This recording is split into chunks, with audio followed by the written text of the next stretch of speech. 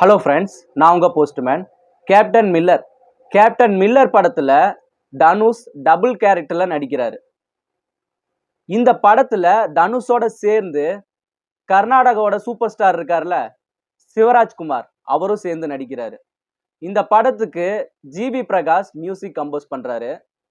இந்த படத்தில் தனுஷ் பயங்கரமாக மீசை வச்சுட்டு அதிகமாக முடிய விட்டுட்டு தாடி இந்த அளவுக்கு தொங்குது.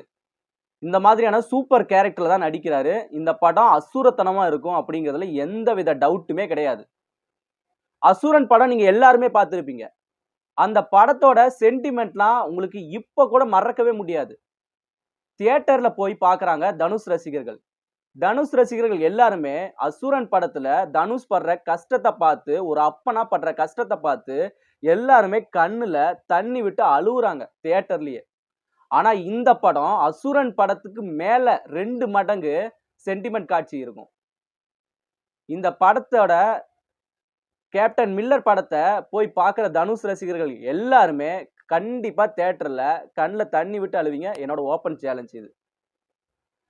இந்த கேப்டன் மில்லர் படத்தோட கிளைமேக்ஸ்ல 800க்கு மேல ஜூனியர் ஆர்டிஸ்டுகளை இறக்கியிருக்காங்க. இந்த கேப்டன் மில்லர் படம் கண்டிப்பா மிகப்பெரிய சென்டிமெண்ட் படமா அமைஞ்சிருக்கும். இந்த படத்தோட டைரக்டர் யாருன்னா அருண். அருண் இதுக்கு முன்னாடி 2 படம் எடுத்திருக்காரு. இவரோட கதைக்களம், இவரோட ஒரு படமே எப்படி இருக்கும்னா அதிகமா ஆக்ஷன் காட்சிகள் தான் இருக்கும். ரத்தம் தெறிக்க தெறிக்க மனுஷன் படம் எடுப்பாரு. இந்த அசுரன் இந்த கேப்டன் மில்லர் படத்துலயும் ஒரு பக்கம் சென்டிமெண்ட்டும் இருக்கு, ஒரு பக்கம் வேற லெவல்ல ஆக்ஷன் படமும் இருக்கு. கண்டிப்பா இந்த படம் பொங்கலுக்கு ரிலீஸ் ஆகும் அப்படின்னு அதிகாரப்பூர்வமா அறிவிப்பு கொடுத்துட்டாங்க. ஒரு பக்கம் சிவகார்த்திகேயனோட அயலான் படமும் பொங்கலுக்கு ரிலீஸ் ஆக போகுது. பார்க்கலாம், தனுஷா சிவகார்த்திகேயனா, சிவகார்த்திகேயனோட அயலான் ஜெயிக்குதா இல்ல தனுஷோட கேப்டன் மில்லர் ஜெயிக்குதா அப்படின்னு பொறுத்து தான் பார்க்க முடியும்.